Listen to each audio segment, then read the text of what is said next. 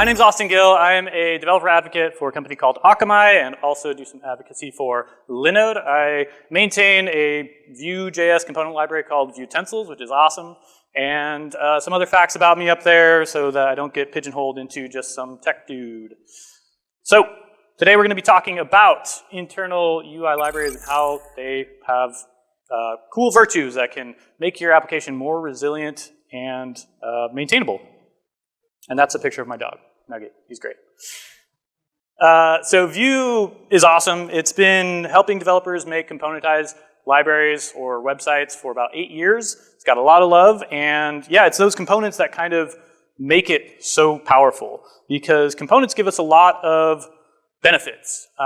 They allow us to abstract or encapsulate a lot of shared logic and shared code into one place and make it distributable. So things that we can do with that is it allows for more cohesive design, implementing best practices, deduplicating code, and my thing is a little bit too, there we go, gotta bump up the brightness. It can abstract complexity, and it makes some of the maintenance a little bit easier because we just have that one place to change things.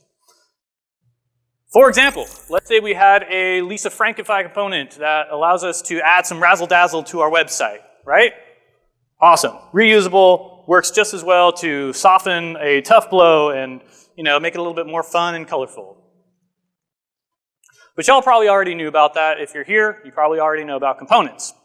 So what I'm going to talk about today and focus on is using components to create a layer between those parts of the code that we didn't write, so external dependencies. So scene one. Imagine you have your project manager come talk to you and says, hey, we want to add some spice to the website. Why don't we do some scroll trigger animations, right? When something scrolls onto the page, we want to animate it in somehow. So I call that the after party because we're looking at third-party scripts.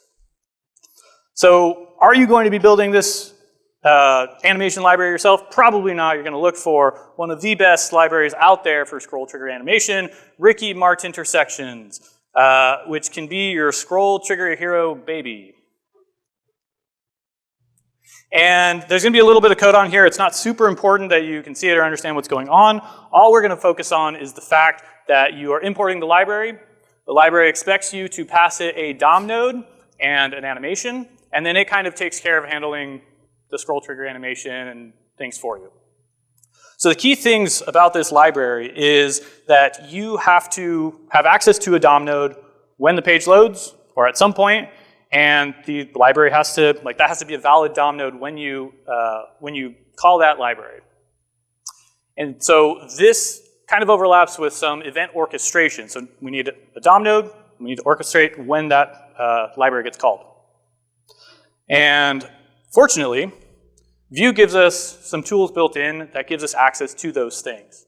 So you could have a component that kind of looks like this and wants to implement that library and says, we have lifecycle events that gives us that event orchestration access.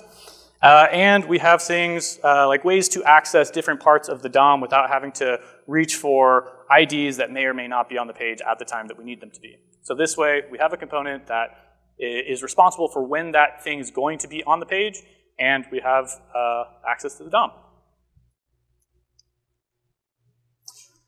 So now that we've made this component, we have a nice way to reuse it. We don't need to worry about what that library API looks like anymore, because now we can hand it to all the developers on our team. They don't really have to care about the implementation details for that library. It's just a component. So when you have a picture on the page of your bonbons, you can wait until those bonbons get onto the page before you start shaking them. Relevant things in the Vue ecosystem for doing this sort of stuff, accessing the DOM, is on the screen. This $L, $refs, the ref function that we saw earlier in the composition API, and things that are relevant to event orchestration. If you haven't heard of them, you can use the options API or the composition API. There's lifecycle hooks, much more than just the ones that we looked at. So scene number 2, call it the after party with books, because we're talking about third-party libraries. So a lot of these third-party authors, they will write these scripts for you, but the ones that go a step further, they make some of these available into the frameworks and libraries that we're using. So like view libraries, for example. In our case, we really like the intersection observer one, but we're not designers and our buttons look like butt. So to fix that, we're going to reach for buttony spears, buttons that'll make your site pop. And they're great. We love these buttons. We start adding them to the page. Our manager is really stoked on them. They look great. And before long, we start adding another button, and then a few more. And, you know, you get the idea. So we've got all these buttons all over our sites. Site's looking sexy. And then one day, everything changes. We realize that that library also gives us options to different props to make our buttons look a little bit different. So we want to use some of those props. For example, free Britney prop. Or library author pushes a change. It's a breaking change. Suddenly, the API for that library isn't the same that it used to be. And this is, because we have these buttons all over our site, this lands us in what I like to call the search and replace pit of despair. Anyone here ever tried to do a search and replace with a regex? How's therapy going? It's good. It's awesome. So if we internalize these components, if we take the components that are, you know, an external developer wrote, and we bring those into components that we're in control of, we have control of managing the scope of those changes. Because now we can import the library, we can export it as its own component that we have control of, that we name, and we can just use our components all over our application so that when we experience those breaking changes or those prop changes, we can reduce the area of effect and just have it in one place and it will propagate throughout wherever we've implemented them. Some relevant things that Vue does for us in this example is going to be slots. You can access slots in a bunch of different ways through the Options API or the Composition API.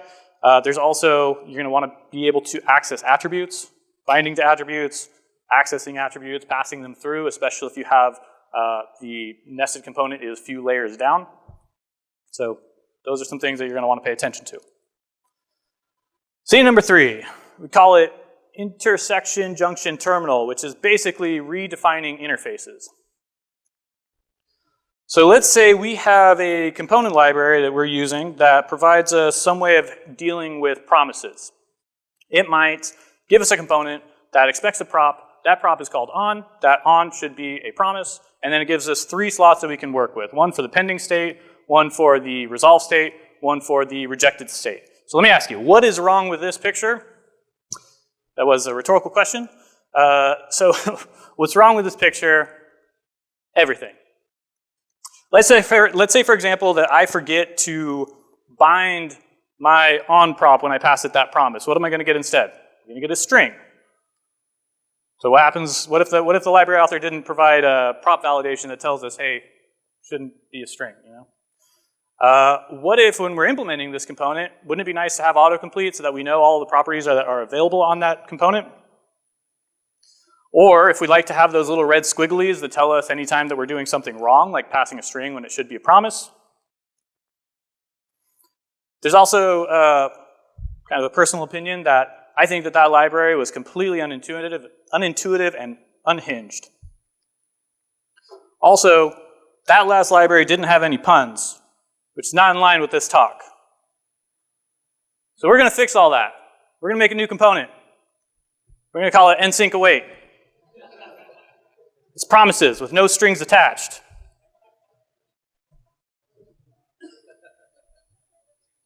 You see what I did there? So nsync await might look like this. Again, it's not super important that you can see the code, especially the folks in the back. But what it does is we're going to tap into some things that Vue makes available for us. In particular, we're going to look at the TypeScript support using lang equals ts on our script setup. We're going to use the define component helper function.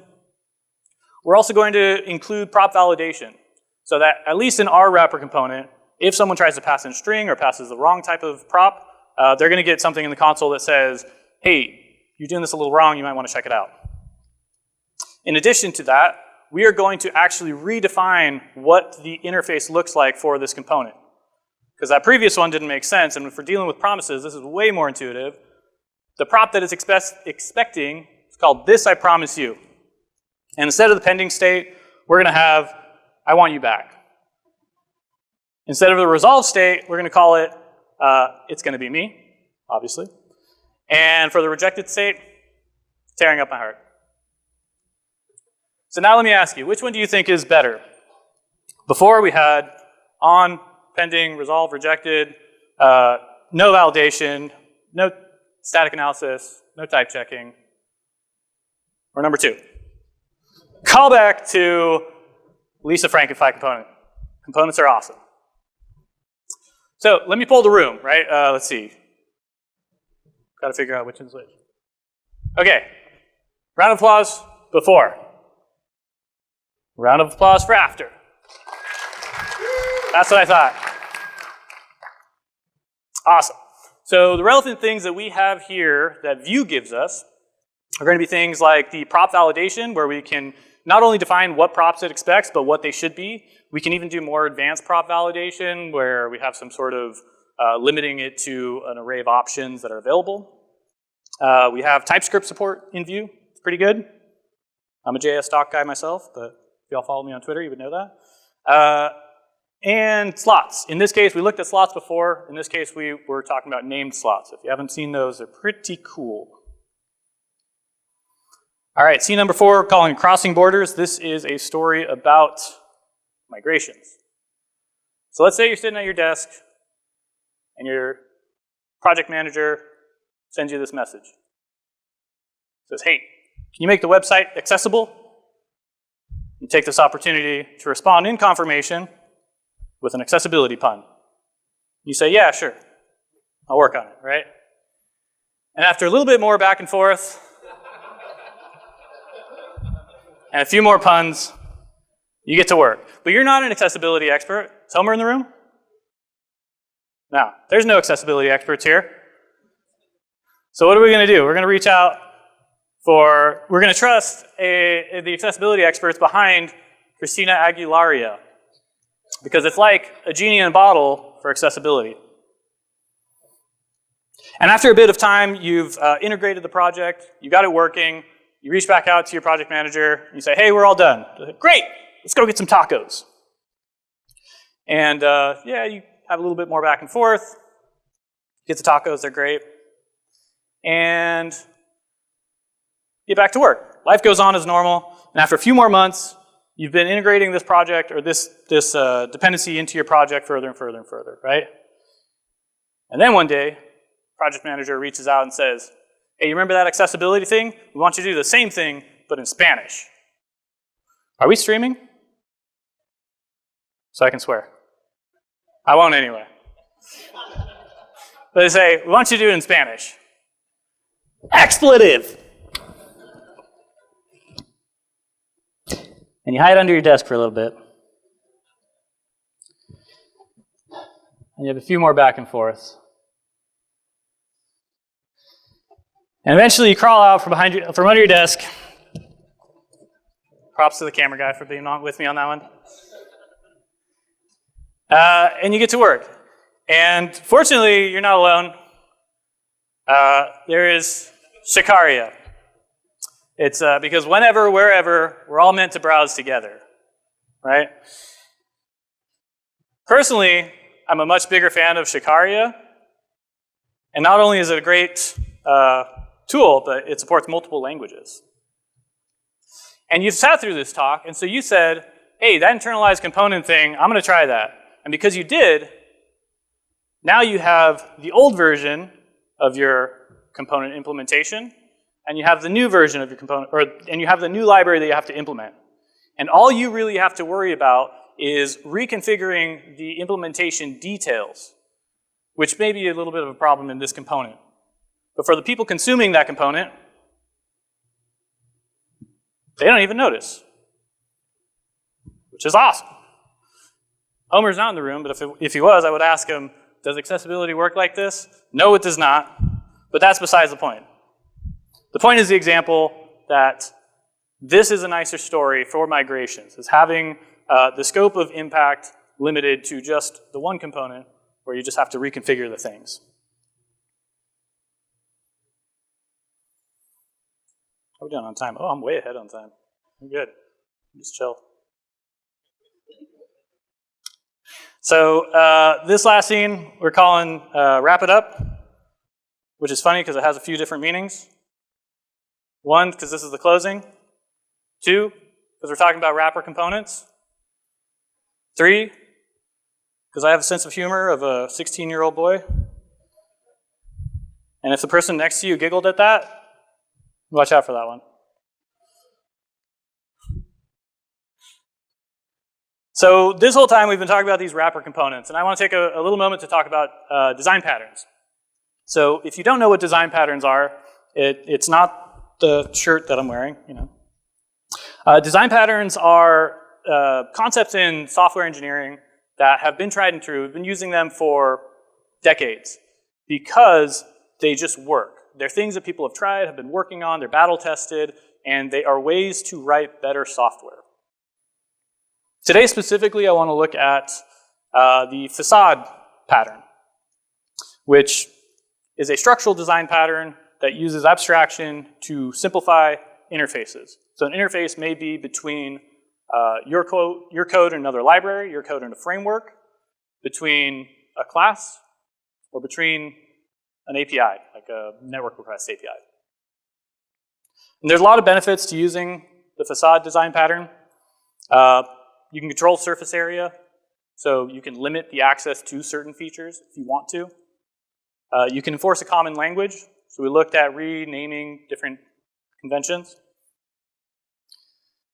It can simplify some of that dependency management. It can make that migration story a lot easier.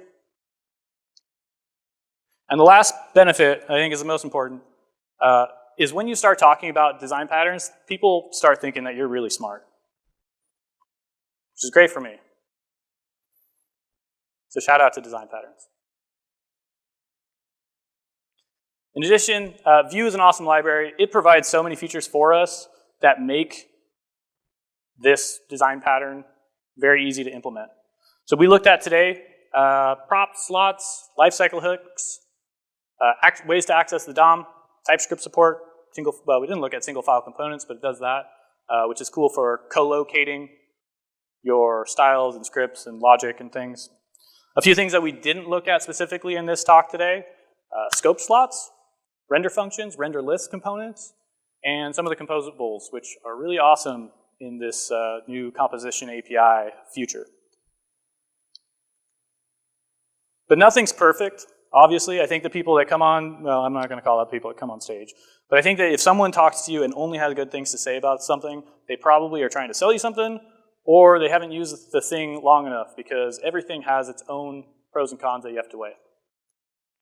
The ones that I identified with this pattern or this approach is number one, it introduces a layer of abstraction, which means you're introducing some obscurity.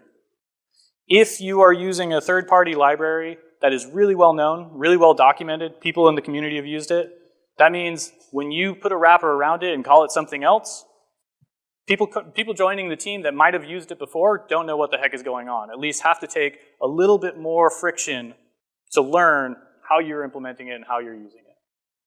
And that is a cost. The other one is bundle size. Every layer of abstraction that we add is going to add more to that bundle, which is a cost that is on the user, not on us necessarily. So those are things to keep in mind when you do this. So the question you're probably asking yourself right now is, should you be using these wrapper components? And it's a tough question. But the good news is I have an answer for you. Gotcha! It depends. Tip number 2, if you ever want to sound smart, just answer everything with "it depends." It's always the way. It's always where software conversations go. Unfortunately, it is true though. It does depend. I don't know enough about your implementations, your code base, your clients to say that you should be doing this all the time. I'm just here to give you some information, give you some advice on things that you can be considering, and so that you can make those educated decisions on your own. So the next steps after this talk if you want to go further. If I talked about something that you are not familiar with, or highlighted some keywords that you have not used before, check out the Vue documentation. One of the best things about the Vue community has always been that the documentation is excellent. It's a great place for people to go to get started. It's not one of those where you're supposed to go on YouTube or find this other tutorial that someone else wrote, or another Udemy course to add to your list of unfinished Udemy courses. You can also read more about design patterns.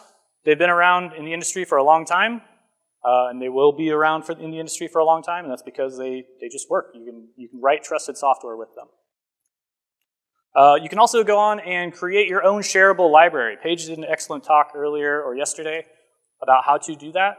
And if you haven't done that before, it's a process, but it's a lot of fun, and you don't necessarily have to publish it publicly. You can publish internal libraries internally, private repos, or private,